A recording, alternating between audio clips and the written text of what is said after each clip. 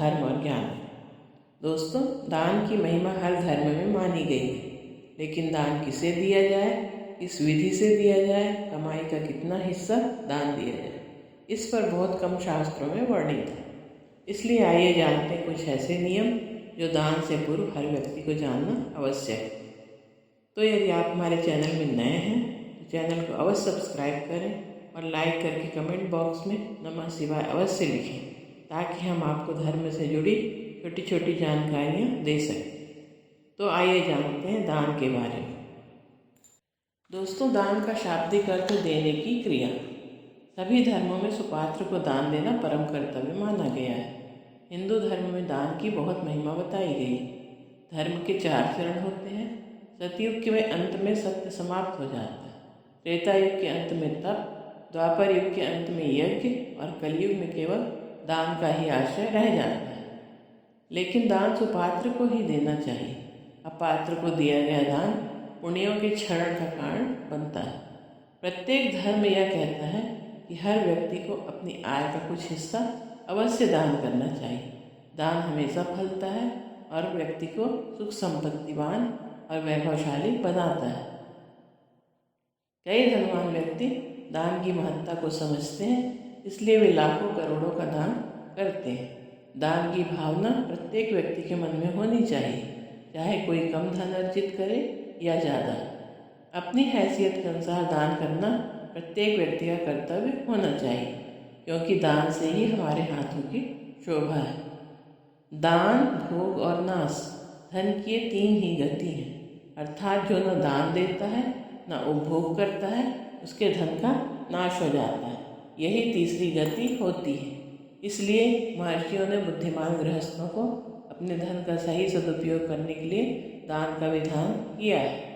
दान के 4 भेद हैं: अभय दान, आहार दान, औषध दान और शास्त्र दान। ये चारों दान अपनी शक्ति और श्रद्धा के अनुसार करना चाहिए। आइए अब जानते हैं दान देने के नियम। मनुष्य को अपने न्यायपूर्वक अर्जित किए हुए धन का 10वां भाग ईश्वर की प्रसन्नता के लिए किसी सत्कर्मों में लगाना चाहिए। जो मनुष्य अपने स्त्री, पुत्र और परिवार को दुखी करके दान देता है, वह दान जीवित रहते हुए भी एवं मरने के बाद भी दुखदायी होता है। दूसरा, स्वयं जाकर दिया हुआ दान। स्वयं जाकर दिया हुआ दान उत्तम एवं घर बुलाकर दिया हुआ दान मध्यम फलदायी होता है। गौ, ब्राह्मणों तथा रोगी को जब कुछ दिया जाता है, जो उस समय ना देने की सलाह देता है, वह दुख भोगता है। तिल, पुष्प, जल और चावल, इनको हाथ में लेकर दान देना चाहिए, अन्यथा उस दान पर दैत्य अधिकार कर लेते हैं। पितरों को तिल के साथ तथा देवताओं को चावल के साथ दान देना चाहिए। देने वाला पूर्वाभिमुखी होकर दान दे और लेने वाला उत्तराभिमुखी होकर उसे ग्रहण करे। ऐसा करने से दान देने वाले की आयु बढ़ती है और लेने वाले की भी आयु क्षीण नहीं होती।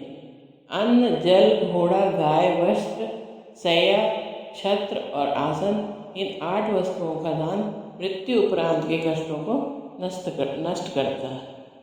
गाय, घर, वस्त्र, शैया तथा कन्या, इनका दान एक ही व्यक्ति को करना चाहिए। रोगी की सेवा करना, देवताओं का पूजन, ब्राह्मणों के पैर धोना गोदान के समान है। दीन, निर्धन, अनाथ, गूंगे, विकलांग तथा रोगी मनुष्य की सेवा के लिए जो धन दिया जाता है, उसका महान पुण्य होता है। विद्याहीन ब्राह्मणों को दान नहीं लेना चाहिए, जिससे उनके ब्राह्मणत्व की हानि होती है। गाय, स्वर्ण, चांदी, रत्न, विद्या, तिल, कन्या, हाथी, घोड़ा, शैया, वस्त्र, भूमि, अन्न, दूध, छत्र तथा आवश्यक सामग्री सहित घर, इन 16 वस्तुओं के दान को महादान कहते हैं। इस प्रकार हमें दान देने के नियमों को अपनाना चाहिए, ताकि हमें उसका अक्षय पुण्य प्राप्त हो सके। दोस्तों, दान की महिमा हर धर्म में मानी गई है। इसे आज हम एक कहानी के माध्यम से जानते हैं। तो आइए, यदि आप हमारे चैनल में नए हैं तो चैनल को अवश्य सब्सक्राइब करें और लाइक करके कमेंट बॉक्स में नमः शिवाय अवश्य लिखें, ताकि हम आपको धर्म से जुड़ी छोटी छोटी जानकारियाँ दे सकें। तो आइए अब कथा के बारे में जानते हैं। एक लकड़हारा दिन रात लकड़ियाँ काटता, मगर कठोर परिश्रम के बावजूद भी उसे आधा पेट भोजन ही मिल पाता था। एक दिन उसकी मुलाकात एक साधु से हुई। लकड़हारे ने साधु से कहा, ऋषिवर, जब भी आपकी प्रभु से मुलाकात हो जाए तो मेरी एक फरियाद उनके सामने रखना और मेरे कष्ट का कारण पूछना।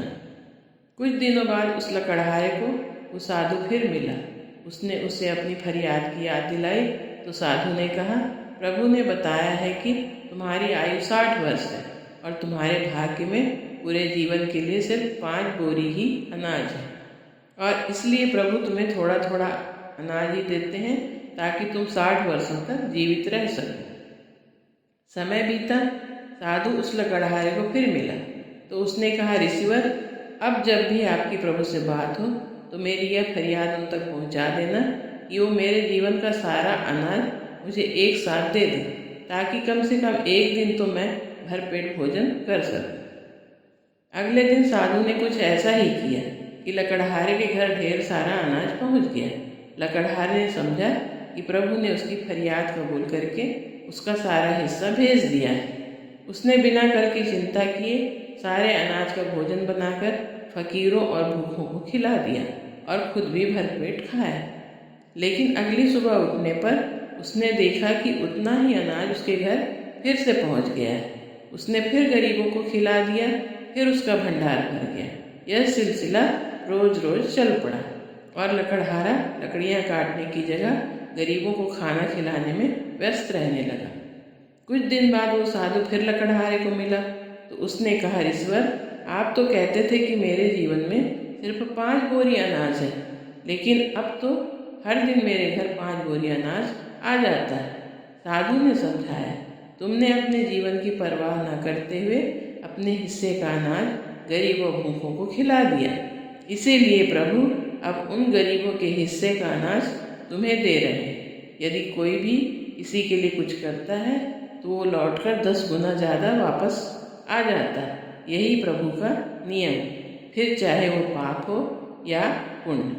तो दोस्तों, इस प्रकार यदि हम दान करते हैं तो वह किसी न किसी रूप में हमारे पास अवश्य ही वापस आता है। इसलिए हमें अपने धन का थोड़ा सा कुछ भाग अवश्य दान करते रहना चाहिए। धन्यवाद। जय श्री राम।